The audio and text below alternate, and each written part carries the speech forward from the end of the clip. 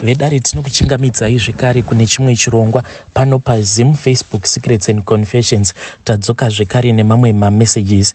Regedzai tibva tapinda mumamessages edu atadzoka takakubatirai. Zvakangoma hazvo veduwe. Hanzi makadii zvenyu mukomanashe. Ndinokumbirawo kuti munge muchindiposterawo nyaya yangu makavigawo chitupa changu. Last year mukoma ndainge ndaunganidzawo mari ende yenge isitomboriwo mari yakawanda. Imariwo yekutongoti inini nemudzimai wangu takatostrugulawo kuti tirizewo mari iyoyo. Zvakaitika mukoma ndezvekuti mwana wemurungu ainge aine ka-Ford Figo kake kaainge achitengesa, not mabrand new model, tumamodel twekudhara mukoma. Ndo ka-Ford Figo ikako kandakatengeserwa nemwana wemurungu. So mwana wemurungu iye akanditengesera motikari iyi ne20,000 rands, but atitorina kutoibvisa yose at the same time. Imwe yacho tichiri kutoishandira. Murungu akangotongotitirawo favor mukoma. So motikari iyi takazoipiwa muna October last year. Motikari yainge isitomborina kana problem. Munongoziva kuti varungu vanosevhisa motikari and takatopiwa ne-service book rayo motikari iyi as old as it was. Iye akatoti test it, go with it to Zim, uchaona kuti motikari iyi it is well serviced. Saka December akazoti asvika mukoma, ndini uyo ndikabva ndazotorana nemudzimai wangu naamainini tikabva tazoenda kumusha nemotikari tichiendawo kunorakidzawo hama neshamwari. Takazoti mukoma zuva rataifanira kuti tinge tichidzoka kunoku, takati tinofanira kumukira makuseni taida kumukira somewhere around kuma 4 kuitira kuti tikasike kupindawo munzira. Mukoma nashi I think it was somewhere around kuma 2 AM ndo pandakangopepuka zvezve zvekuti ndaishaya hope ndichitadza kuziva kuti dambudziko chii. Was it nervousness yekuti I am supposed to travel again another long distance, but ndikati hai man, kunokuwani ndinongotravela long distance because pabasa ndinoshandisa motikari yemurungu. Saka kana kuino zvinenge zvichida kuenda kunotorwa in another province, inini ndini ndinoshandisa motikari yake murungu. Saka ndakatokumuka ndikagara mukoma ndokubva ndangotanga kungopindawo magroups ndichingoverenga nyaya, sezvo ndiri munhu ane nyaya kufarira nyaya dzepolitics hysteric. Saka ndo zvandainge ndichingoverenga mamwe maaudio andainge ndichingogara ndichingoignore for many weeks ndichimateverera one by one. Nguva dzakazoti dzava somewhere kuma past 3 ndo pandakazongokaruka ndabatwa nehope. Ndakati ndabatwa nehope mukoma ndakabva ndarota amaiguru vangu ava ndisisi vaamai vangu ndo vandakarota. Ndakavarota vainge vakatanyanga motikari yangu vachiitira wet pabonnet remotikari yangu mukoma. Zvekare ndikabva ndazorota umwe muvakidzani wangu iye ainge achitochingidzira weti iya yainge ichiitwa namaiguru vangu. Vakabva vazovhura pachifuel cap paya ndokubva vazodira weti iyoyo.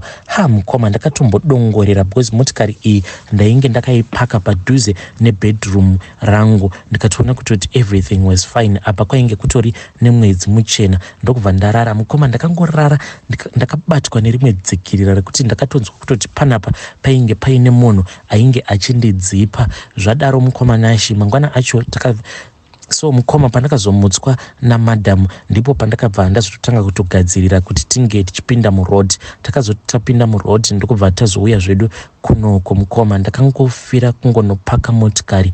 Nanhasi motikari iyi inoramba kumuka. Murungu akatombodhonza motikari iyi tikaenda nayo. Iye akatomboipa vana makanika, but motikari iyi maparts acho ari kunzi akafa pamotikari iyi. Zvakangofanana nekutenga imwe motikari. Motikari iyi mukoma yakafa zvinhu zvakawanda zvekuti at the same time unotadza kutoziva kutoti how come kuti motikari ingafa so many parts at the same time.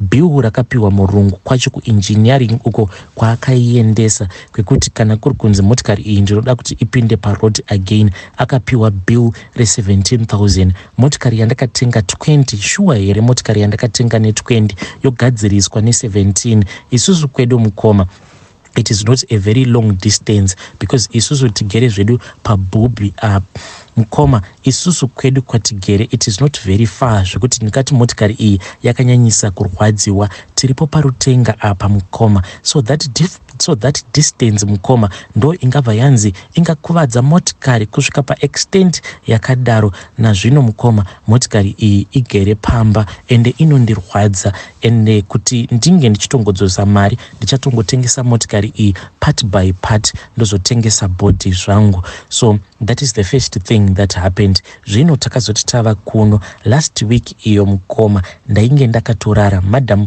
ivo ndo vainge vakagara pambedha, saka kwaipisa ndakabva ndarara zvangu pafloor ivo vachiona zvavo mamovhi zvavo. Mukoma nashi ndakangobatwa nerimwe dzikirira, so ndakangonzwa umwe munhukadzi akauya ndokubva andigarira kufesi kwangu uku. Saka inini pandakazotomutswa namadhamu ndichiridza mhere, madhamu ndo pavakazoti zvamaita apa zvandityisa. Ndikati kochiko madhamu, ndiudzei. Vakambotanga vachiramba kundiudza ndokubva vazoti zvinotodawo kuti munge muchizvionera mega zvamanga muchiita. Vakabva vaburuka pambedha paya ndokubva vauya vakabva vazopfugama apo pandainge ndakarara. Mukomanashi action dzavakaita ndega ndakabva ndatoona kutoti apa zvinoreva kuti ndanga ndichitoshandiswa. Vakatondirakidza kuti ndainge ndichitokoira, ndichitoita sekunge ndiri kutokisana nemunhu, but kuhope dzangu mukoma hapana kana chandakamborota.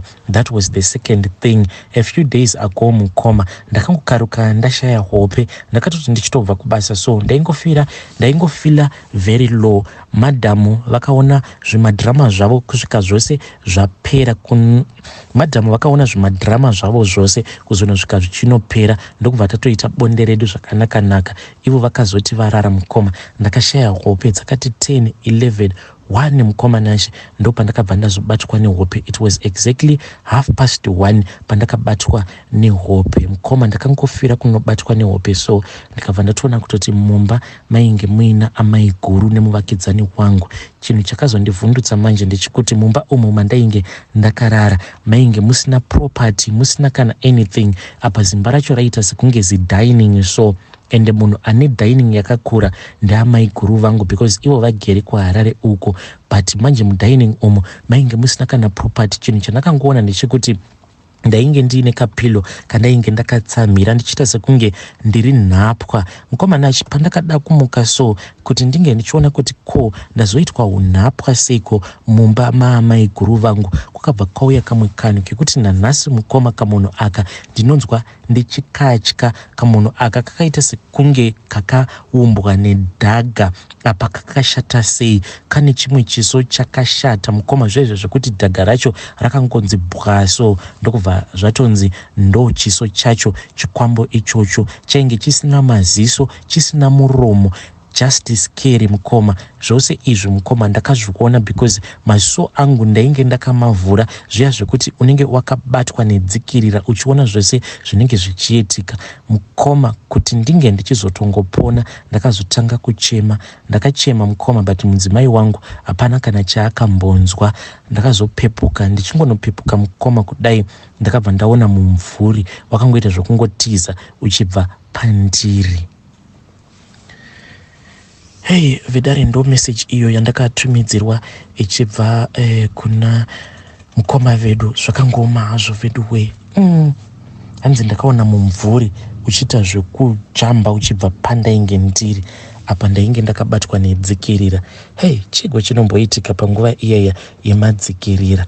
Kana uine experience yako yaunenge uinayo, please come to my inbox. Zvakangoma hazvo vedu we. Regedzai tibva taenda panyedu inotevera. Nyedu inotevera yakamira sekudai so. Hanzi mukomana chimakadii, I am a big follower wechirongwa, ende chirongwa chenyu chinondiwaraidza uye chinotodzidzisa. Ndava almost 2 years ndichichifollowa chirongwa chenyu chemaconfessions. Rambai makadaro mukoma. I hope kuti many people vari kubatsirikana sekubatsirika kwandiri kuita. Nhasi mukoma ndati ndinge ndichiuyawo neconfession yangu. Confession yangu iyi yakaitika mainge muri mugore ra1997. I am a 34-year-old man with 1 kid. I was in grade 2 zvinhu izvi pazvakaitika. Ndainge ndichidzidza kumusha, saka kumusha uku kwandaidzidza ndainge ndichigara naambuya. Ambuya ava amai vaamai vangu. Kubva kuchikoro kuenda kumba paiwa nekamufambo kanosvika kuma around 3.5 to 4 kilometers. Saka taikrosa nzizi idzo dzaikwana kuita 2 taiti tava kuda kunokrosa rwizi rwekuti tinge tichisvika pachikoro, paiva nedzimbahwe opposite dzimbahwe, pobva paita gomo, ende kusaidi kune dzimbahwe kwainge kuine makuva and just few houses, but kubva padzimbahwe apa kuenda muriver paiva nekasango. One day mukomana acho takanonoka kubuditswa, as you all know kuti mainfants anopedza chikoro na12, but zuva iroro class yedu yakati nonokei kubuda.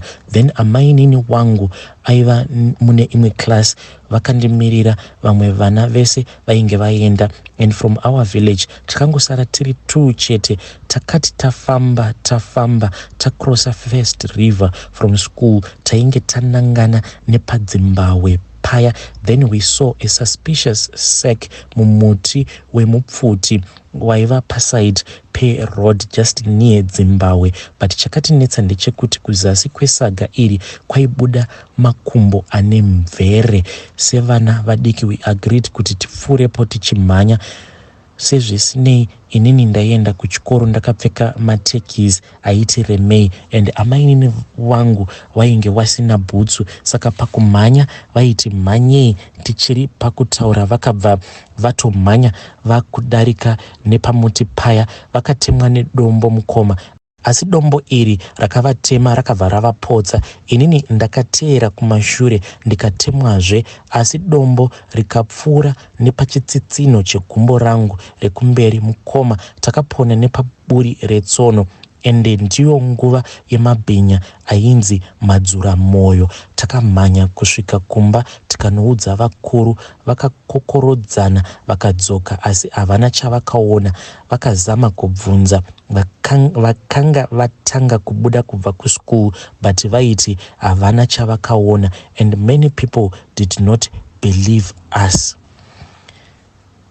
Hey, vedare ndo message iyo yandakatumidzirwa ichibva kuna mukoma vedu. Zvakangoma hazvo vedu we, kuchinhu icho chainge chakaiswa musaga hanzi chiine mamvere kuti chainge chiri chii. Hey, mabhinya awa akambonetsa. Munhu aingonzi akanzi ibhinya, the next thing munhu anenge atotenga kombi, munhu anenge atova nebrand new kombi. Kana muinewo nyaya dzamakambosangana nadzo idzi dzemabhinya, please come to my inbox. Regedzai tibva taenda panyaya yedu inotevera. Nyaya yedu inotevera yakamira sekudai so. Hanzi makadi zvenyu mukomanashe, ndinokumbirawo kuti munge muchindibatsirawo. Inini ndauya paplatform penyu ende handinawo kuuya kuzoganza. Please understand me. Zvinhu zviri kuitika kwandiri handisi kutombonzwisisa zvachose. Inini mukoma, ndiri mukomana ane makore 21 years ekuberekwa. Ndakauyawo muno muSouth Africa.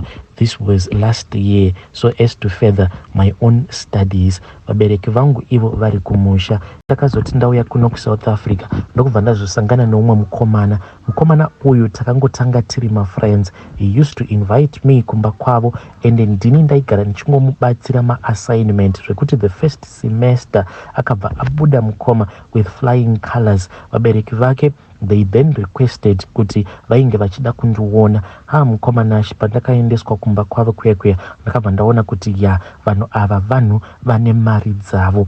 So ivo vabereki vacho vakabva vati, so as to make their kid to be bright in school, vainge vachida kuti inini naye tinge tichishare the same accommodation. Ndakabva ndatobvawo uko kwandainge ndichingogara kuya kunogarawo varombo, ndokubva ndatanga kuenda kunogara kuvhila kwake, and anotongogara the full house ari oga, but now we are staying together. Zvino zvakazoitika mukomana chinde zvekuti this guy one night pandakazomuka, I then found him on top of me. Mukomanashi ainge ari pamusoro pangu, apa sikarudzi yake yainge yakamira sei. Iniwo mukoma sezvo ndainge ndiri kuhope, matambiro acho aakaita nesikarudzi yangu yakabva yazongomirawo, even though I am not into this stuff. At that time I was not into that stuff, but I think muchinda uyu atondigruma zvekuti ndatova neconfusion. I don't know what to feel anymore. So this guy ainge achitamba nesikarudzi yangu yakamira, yakewo yakamira kudaro. Ndichinomuka kudaro akabva anditishi, ndokubva anditendeudza face yangu. Paakanditendeudza ndichinotarira kuheadboard close to his pillow, ndakabva ndaona kuti painge paine mari yainge iripo. Akabva ati, do not stop me now because ndikuda kungopedza ndatova padhuze. Saka akapedza, and it was very gross to me, but akapedza akandibatisa bhanduru riya remari. Apedza kudaro akabva anditi mari iyoyo yandakupa it is 28,000 ndikuda kuti unge uchitumidzira vabereki vako kumba. So I had to rush mukoma, ndikabva ndatonogadzira account yemukuru because the money was just too much. Ndokubva ndatumidzira mudhara vangu mari iyi. Ivo havana kutoziva kutoti mari iyi ndakaiwana kupi, but this is the start of my story. So recently this guy ndakangomuka mukoma ndakatogrebana naye, and my lips were wet, zvichitorakidza kuti muchinda uyu ainge abva mukundikisa.